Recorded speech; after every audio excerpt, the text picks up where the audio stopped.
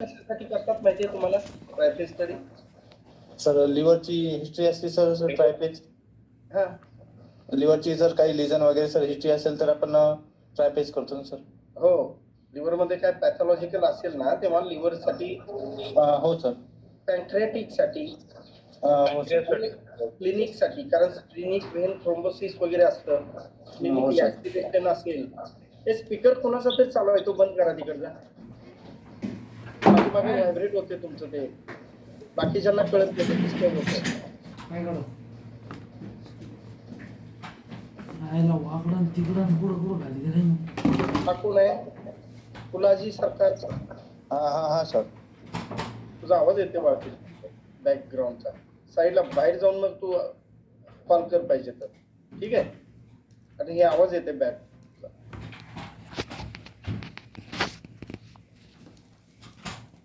ठीक आहे. Pelvis, leg and feet म्हणजे अप्पर लिम एंजिओ, लोअर लिम एंजिओ त्यासाठी सुद्धा करतात. कळालं? समजलं का रे? हो सर. समजलं ना? हो सर. तुम्ही प्रिपरेशन काय काय करता त्यामध्ये काय काय बघायचं असते तुम्हाला? जे आपण एनजीओ करतो ना त्यामध्ये काय काय दिसतं तुम्हाला? आर्टरी, व्हेन दिसतात ना? आर्टरी दिसतात सर. हा, मग आता त्यामध्ये ज्यावेळी तुम्ही एनजीओ करतात, एनजीओ करायला लावतात, डॉक्टर लोक सांगतात का एनजीओ करा. एनजीओ का करतात सांगा? सर ब्लड वेसल ब्लॉक वगैरे असेल तर. हा, ब्लॉक असेल, काय अॅन्युरिझम असेल, ईव्हीएम म्हणतात त्याला, ईव्हीएम म्हणतात त्याला. कळलं? त्यानंतर हे तुम्हाला गडबडीत शिकवतोय मी, कारण माझ्याकडे पण तेवढा वेळ नाही. हे बघा, अॅन्युरिझम असेल तर ते तुम्हाला एनजीओ मध्ये दिसणार. प्लग म्हणजे काय तुम्हाला माहिती आहे का?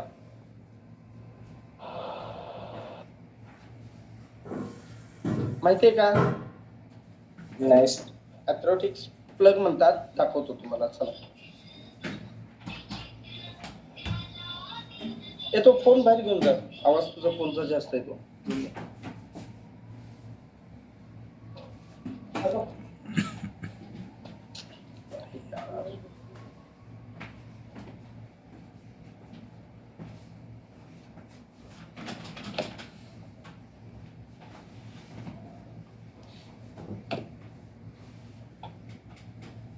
With contrast, with contrast, with contrast. अरे यार, सर्च करून दाखव. तुम्ही जर कॉन्ट्रास्ट देता ना, तुम्ही कॉन्ट्रास्ट दिल्यानंतर काही ठिकाणी आउर्टामध्ये कॉन्ट्रास्ट असा कमी भरलेला दिसतो, तुम्हाला माहिती आहे का? हो सर. हा, असं तिथं ब्लॅक दिसतं तुम्हाला, हायपोडेन्सिटी दिसते एका ठिकाणी, कळतं का? हो सर. बरेच ठिकाणी, काही ठिकाणी कॅल्सिफिकेशन पण असतं. बघितलंय का कधी? दाखवू? हो बघितलं. दाखवतो तुम्हाला, जाऊ दे. मग काही जणांना कळणार नाही, ते बोलणारही नाही.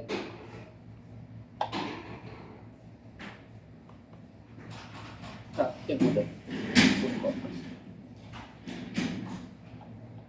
कॉन्ट्रास्ट का?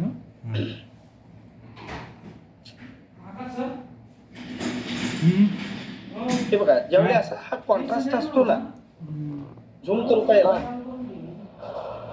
दिसलं? काय आवडत आहे हा? ठीक आहे. काही वेळा काय होतं, हे बघा, असा भाग एखादा इकडे तुम्हाला ब्लॅक दिसतो आणि इकडे कॉन्ट्रास्ट दिसतो.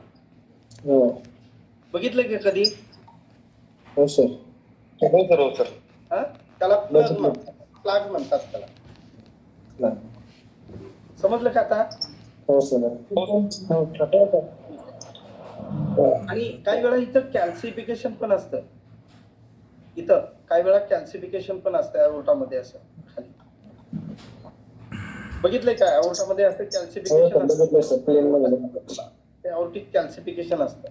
अॅओर्टिक कॅल्सिफाईड प्लाग म्हणतात त्याला. ठीक आहे.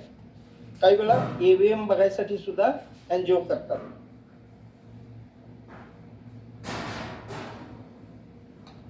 ठीक आहे. आपण एनजीओ करायच्या अगोदर पेशंटला 20 नंबरचं इंट्राकॅथ लावायचं. 20 नंबरचं इंट्राकॅथ का लावायचं? त्याची थिकनेस जास्त असते म्हणून. कारण तुझा जो फ्लो रेट असतो कॉन्ट्रास्टचा, तो फ्लो रेट, हॅलो ऐकायला आवाज येतोय ना? गुड. तर जो कॅथेटर असतो, जो कॅन्युला असतो इंट्राकॅथ, त्याला आपण काय करतो, एनजीओ जे आपला कनेक्टर आहे तर कॅथेटर आपण लावून घेतो, बरोबर. तर त्याचं स्पीड जे असते ते कुठं मेंटेन होतं? कन्सोलमध्ये होतं. जो एनजीओ कनेक्टर असतो, इंजेक्टर मॉनिटर असतं तुमच्याकडं, बरोबर आहे ना? इंजेक्टर मॉनिटर असतं. काही वेळा तुमची वायफायची रेंज नसेल तर ते इंजेक्टर ऑफ होतंय, माहितीये ना? काही वेळा ब्लॅक होतं ते. त्यामुळं तुम्ही कॉन्ट्रास्ट चालू करायच्या अगोदर ते इंजेक्टर प्रॉपर आहे का मॉनिटर ते चेक करायचं आणि मग जाऊन आत तुमचा इंजेक्टर चेक करायचा. कळालं का? तुम्ही कॉन्ट्रास्ट चालू करायच्या अगोदर एक 10 ते 20 ml तुम्ही एनएस असते नॉर्मल सलाईन, ते पुश करायचं त्या कॅन्युला मधनं.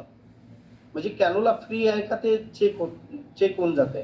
म्हणजे पेशंटला कुठं स्वेलिंग वगैरे आलं तर बळजबरीनं ते पुश नका करू. पहिला चेक करायचं प्रॉपर इन्सर्ट आहे का, व्यवस्थित आतमध्ये आहे का. समजलं? हो सर. एनजीओ चालू करायच्या अगोदर पेशंटला व्यवस्थित इन्स्ट्रक्शन द्यायचं की हे हा औषध आहे, हे मशीन मधून जाणार आहे आणि थोडंसं जाताना तुम्हाला इथं जाणवेल, एवढंच सांगायचं त्याला. आणि तुम्हाला आवाज दिला जाईल की श्वास बंद करा, तेव्हा तुम्ही फक्त श्वास बंद करून ठेवा असं सांगायचं. ठीक आहे. पेशंटला व्यवस्थित केअरफुली हँडल करायचं. स्कॅन झाला, पेशंटला बाहेर एक 15-20 मिनिटं बसवायचं. का बसवतात रे, सांगाल तू?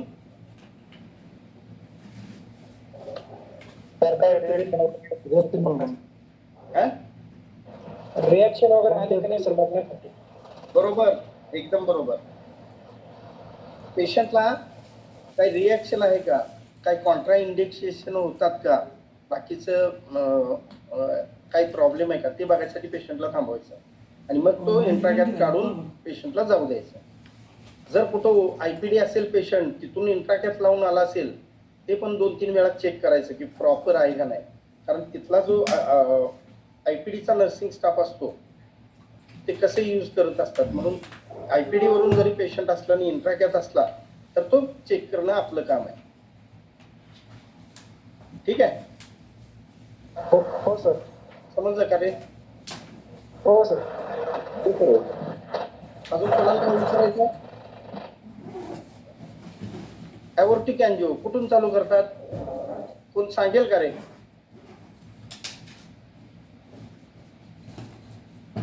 माहिती नसलं तर राहू दे रे, पण कुठून चालू करायचं माहितीये का?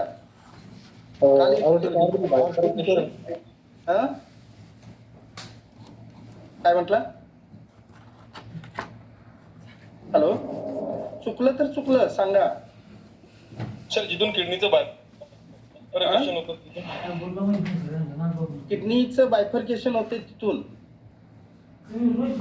नाही, किडनीचं बायफर्केशन नाही रे.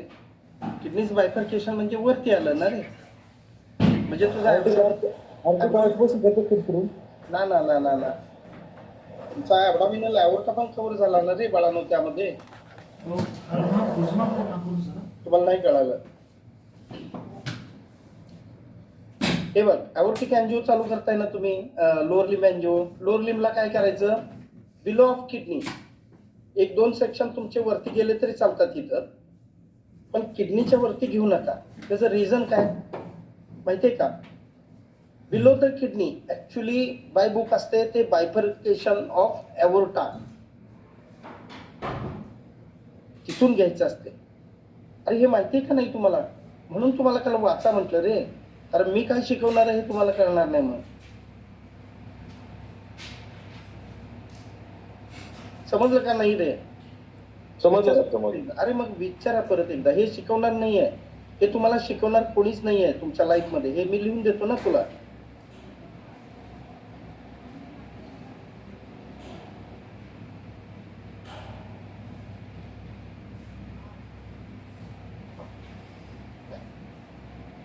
अरे सगळे गप का झाले? ठीक आहे, तुम्हाला माहिती नाही बहुतेक. ठीक आहे, चला. हे इथून चालू केलं तुम्ही, बिलो ऑफ किडनी म्हणजे दोन्ही किडनीच्या खाली बरोबर इथं चालू करा. ऍक्च्युली बाय बुक असते ते इथून, त्याला बायफर्केशन म्हणतात, ॲओर्टिक बायफर्केशन म्हणतात. म्हणजे इथून फिमोरल आर्टरी, बाकीचं सुपिरियर इंटिरियर इथून चालू होतात. पण ह्याच्यावरती घ्या थोडं 2 सेक्शन, म्हणजे बिलो ऑफ किडनी इथून स्टार्ट करायचं ते खाली ग्रेट टो पर्यंत. समजलं? हो सर, हो सर. किडनीचा कुठून कुठपर्यंत घेतात कोणाला माहिती आहे का?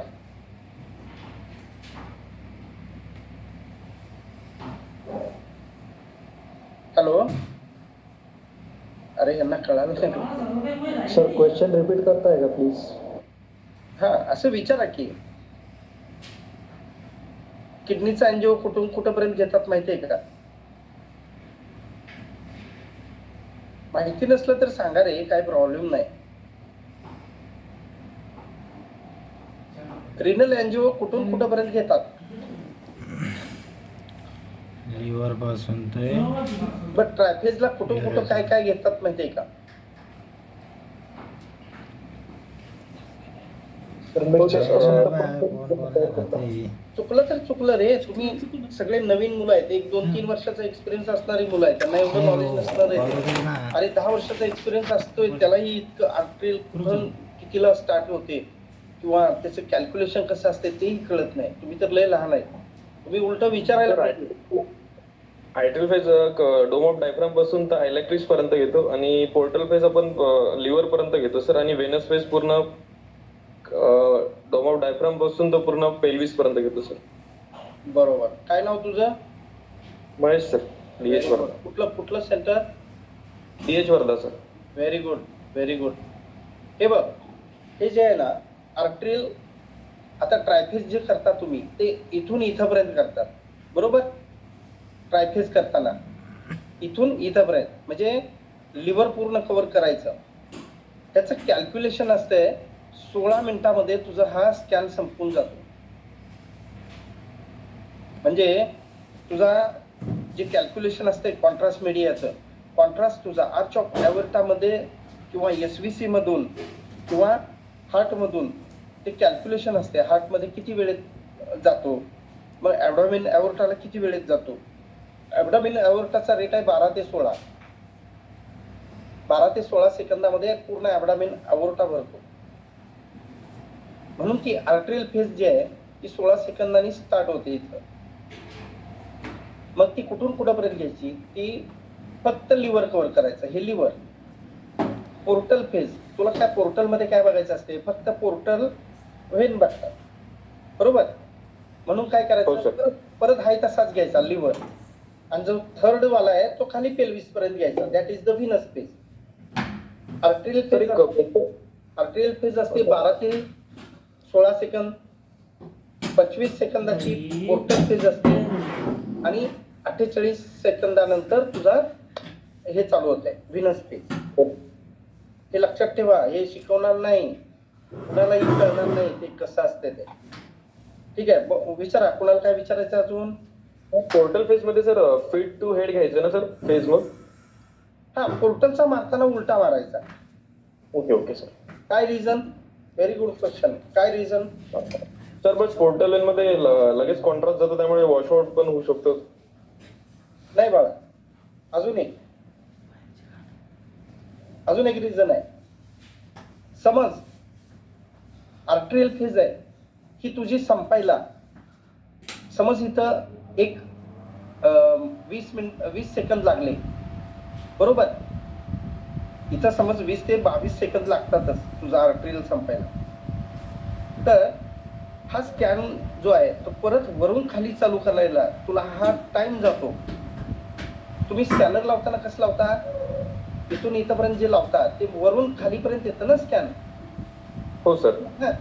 मग पोर्टलला काय करायचं, हा जर उलटा मारला म्हणजे ट्यूब तुझी आहे त्या रोटेशनला थांबलेली असते, मग ती हो, वरती सर. घ्यायला वेळ घेत नाही आणि तुझा स्कॅन पण बरोबर स्टार्ट होतो. हो, आणि सर. व्हीनसला मात्र मग करून खालीपर्यंत घ्यायचं. समजलं? हो सर. अजून कुणाला काय? अशा बऱ्याच चांगल्या गोष्टी तुम्हाला शिकवतो, फक्त वेळ पाहिजे. अजून कोणाला काय विचारायचं आहे का रे? सर एक जर आपण ट्रायफेज जर केलं सर तर मग डिले कंपल्सरी घ्यायचाच की त्याला जर कुठे जर मग ब्लॅडर मध्ये ब्लॅडर पॅथॉलॉजी वगैरे असेल तरच डिले घ्यायचा सर नाही त्याचा? नाही नाही, ट्रायफेजला delayed must be. Okay sir. का सांगा?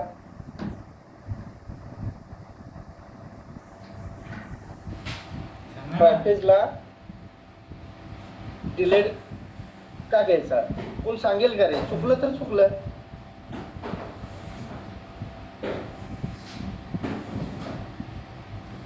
सर इतकं काही आयडिया नाही सर तर डिले म्हणजे माहिती नाही.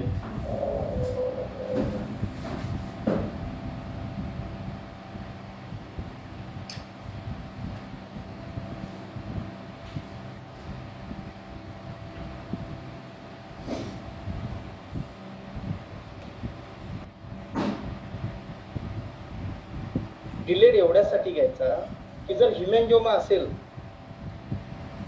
हिमॅन्जिओमा जर असेल तर डिलेड मध्ये वॉशआउट होतो.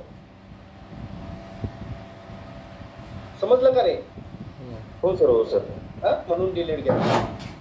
प्रत्येक एवढामेनचा नाही घ्यायचा. प्रत्येक एवढामेनला आणायचे तुम्ही जो डिलेड घेता, तुमचा काही वेळा विनस्पेट झाल्यानंतर तुम्ही डिलेड घेताच ना.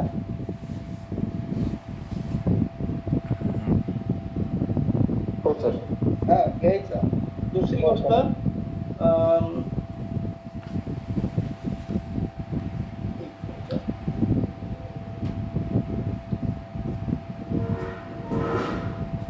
नाही, हे पुढच्या ट्रेनिंग मध्ये शिकवणार आहे मी तुम्हाला.